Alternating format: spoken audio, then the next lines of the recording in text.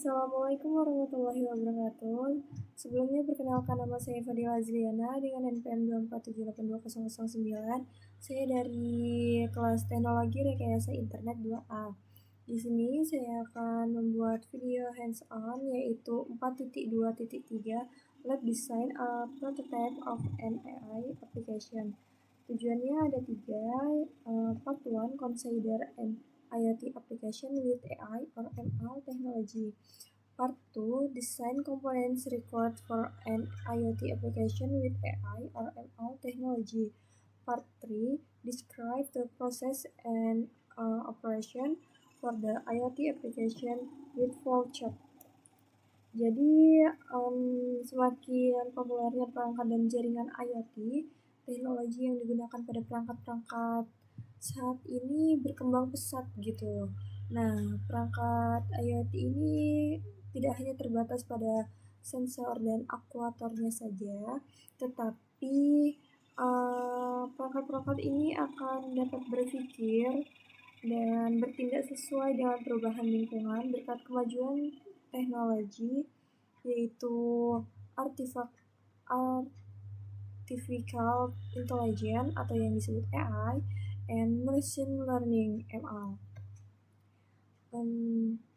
Record resource-nya yaitu device dengan akses internet. Langsung saja ke instruksinya pada part 1 yaitu consider an IoT application with AI or ML technology, yaitu di bagian ini kita akan memberikan fungsi dan fitur termostat pada rumah pintar, smart home termostat, and controller device, yaitu perangkat pengontrol dengan kemampuan belajar mandiri yang membuat keputusan berdasarkan perubahan lingkungan dan bertindak sesuai dengan waktunya gitu. Terus yang pertama ini list the sharp features and function for such a device. Jadi buat daftar dan fitur yang diinginkan untuk termostat rumah pintar ini, yaitu fungsi dan fiturnya. Yang pertama dapat mengatur suhu secara otomatis. Jadi dia dapat mengatur suhu sesuai cuaca, waktu, dan aktivitas gitu. Lalu yang kedua dapat mengontrol dari aplikasi di handphone. Lalu yang ketiga yaitu memberi notifikasi atau dan riwayat penggunaan. Yang keempat dapat dikontrol atau diperintah melalui perintah suara. Terus list the factor that may influence the perception of temperature, yaitu buat list faktor-faktor apa aja yang dapat mempengaruhi persepsi suhu gitu ya. Jadi yang dapat mempengaruhi itu adalah yang pertama kelembapan udara, lalu yang kedua adalah usia dan kondisi kesehatan pengguna yang ada di dalam ruangan tersebut gitu. Terus yang ketiga jumlah orang dalam ruangan itu. Dalam ruangannya berapa? dia akan mempengaruhi suhunya. Jadi kalau misalnya orangnya banyak di dalam ruangan itu, maka suhunya pasti meningkat. Terus sesuai udara juga, kalau udaranya panas pasti ya meningkat. Kalau udaranya um, tidak panas gitu, maka dia ya dia akan membuat nyaman. Jadi suhunya tidak terlalu dingin. Kemudian, this device, the smart device can get information about those factor. Smart device, jadi perangkat ini akan mendapatkan informasi tentang bagaimana caranya. Dia akan memperoleh dengan sensor suhu dan kelembatan.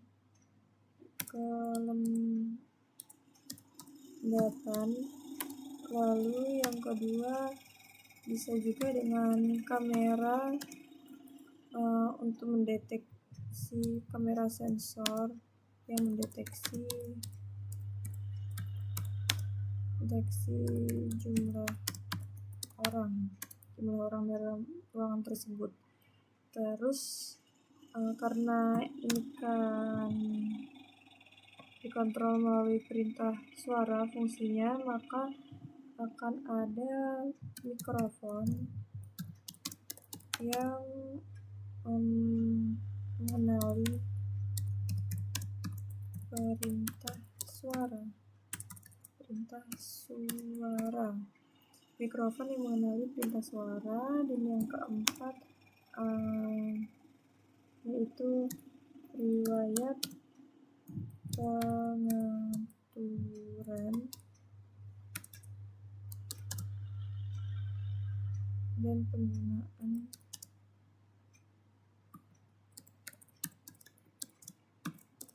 pengguna. Jadi dia seperti algoritmanya gitu ya. Dia akan memperoleh informasi melalui algoritma machine learning gitu. Terus yang part kedua, design components required for an IoT application with AI or machine learning technology. Jadi di part ini kita akan mengeksplor dan mendesain fungsi-fungsi dan komponen utama yang diperlukan oleh smart thermostat or controller ini.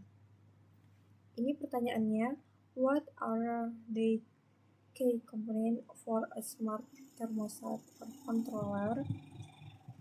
Komponen utamanya untuk thermostat ini apa saja? Komponen utama yaitu pasti sensor,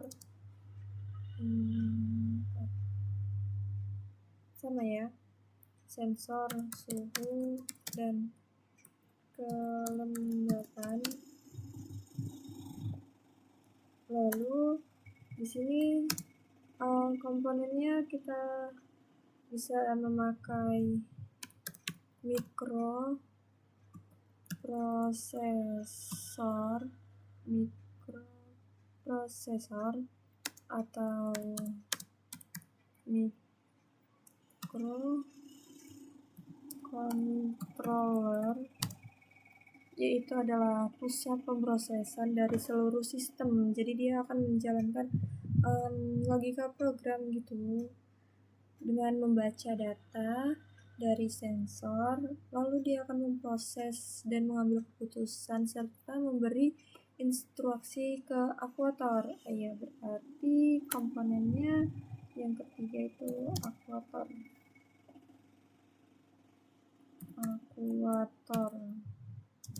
Aktuator ini untuk apa? Aktuator ini untuk mengontrol sistemnya, bisa di suhunya meningkat atau dia itu menurun gitu. Terus yang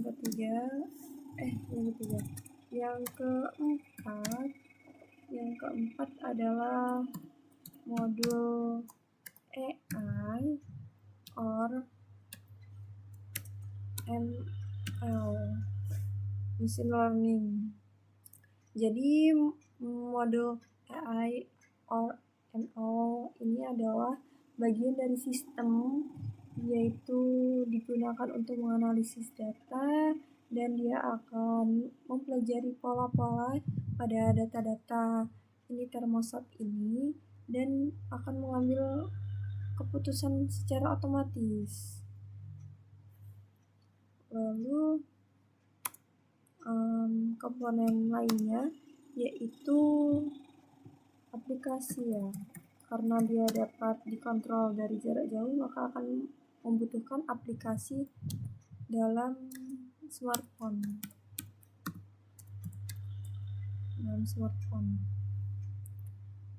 Selanjutnya adalah list the process and operation of the smart thermostat or controller.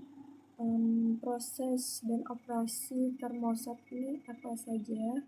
Prosesnya yang pertama pasti sensor suhu dan kelembapan ini akan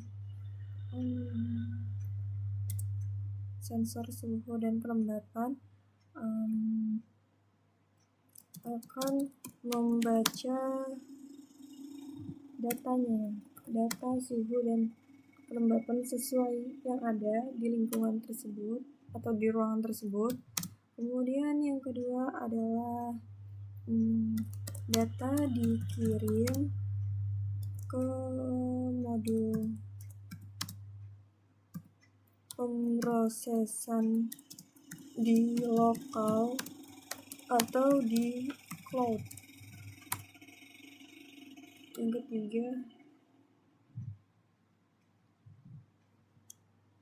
Yang ketiga kan udah data dikirim. Setelah data dikirim pasti AI atau mesin learning ini akan menganalisis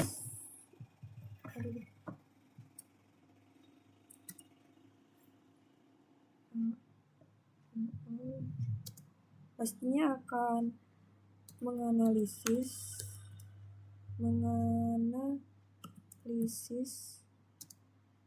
data untuk membandingkan dengan preferensi pengguna gitu. Lalu yang keempat, sistem akan membuat keputusan. Jadi dia akan membuat keputusan apakah suhunya akan dinaikkan atau diturunkan gitu.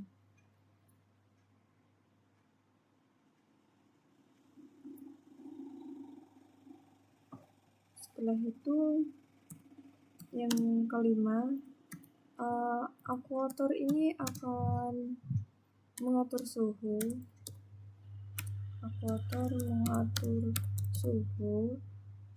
Dan yang keenam, karena dapat dipantau maka pengguna dapat memantau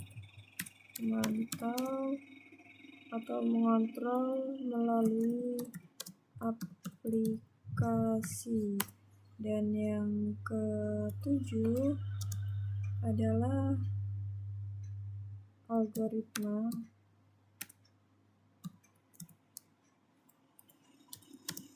Mesin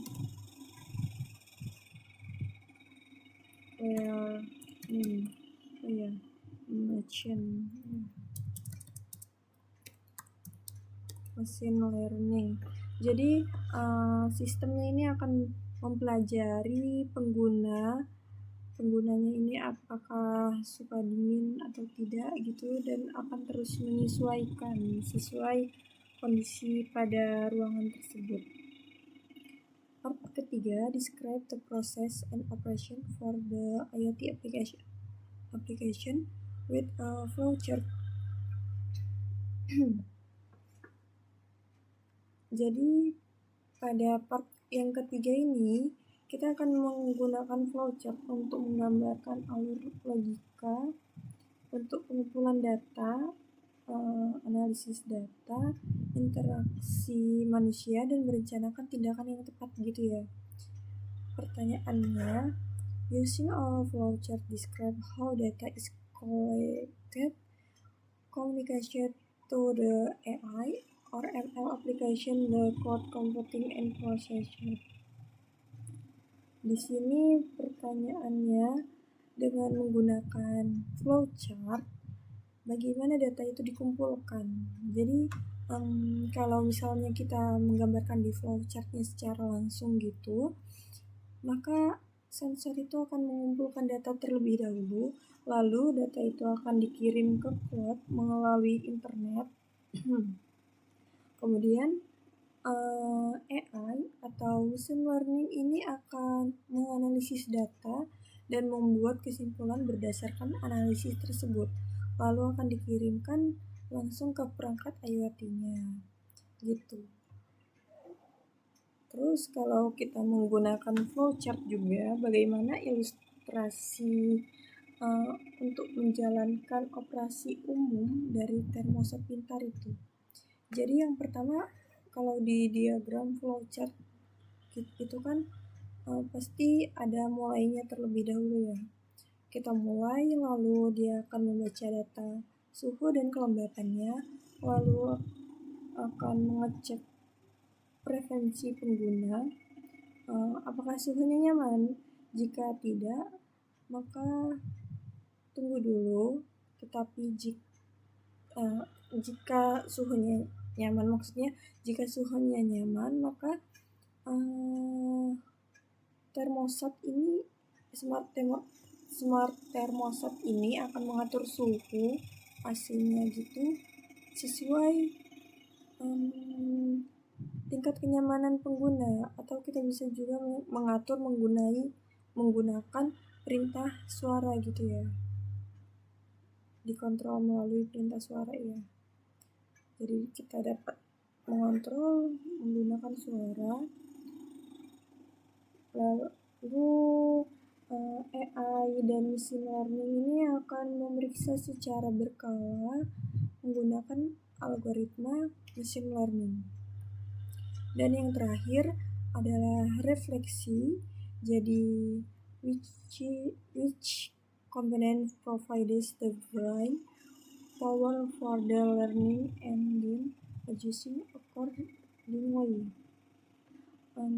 Komponen apa aja yang menjadi otak untuk belajar dan menyesuaikan sistem. Karena kan memakai algoritma, jadi pastinya komponen AI or machine learning. Jadi karena dia akan berjalan di cloud maupun di perangkat lokal yang berfungsi sebagai pikiran gitu, otak gitu, yang memproses data, lalu dia akan belajar dari pola dan menyesuaikan kontrol sistem secara otomatis.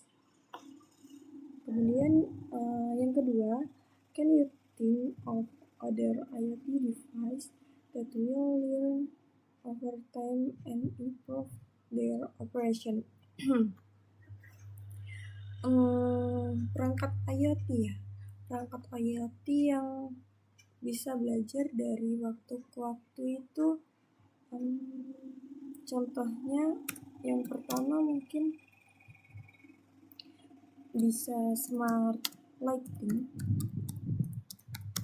yaitu lampu gitu kan. Dia akan mempelajari waktu kapan kita akan menyalakan lampunya gitu.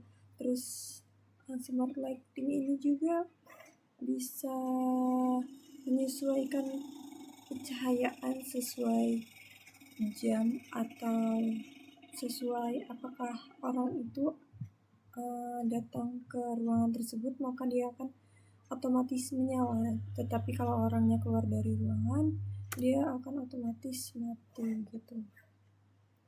Kemudian selain smart lighting, mungkin perangkat IoT lainnya yaitu bisa juga kulkas pintar, atau itu namanya adalah smart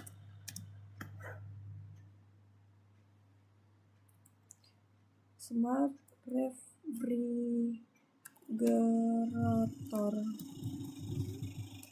Jadi smart refrigerator ini adalah kulkas pintar gitu. Dia akan mendeteksi makanan apa saja yang tersedia dan dia akan menyediakan resep dari bahan-bahan di kulkas. Lalu dia juga bisa kulkas pintar ini dapat mengingatkan kapan makanan itu akan kadaluarsa dan memprediksi barang apa saja yang dapat dibeli. Jadi dia akan menggunakan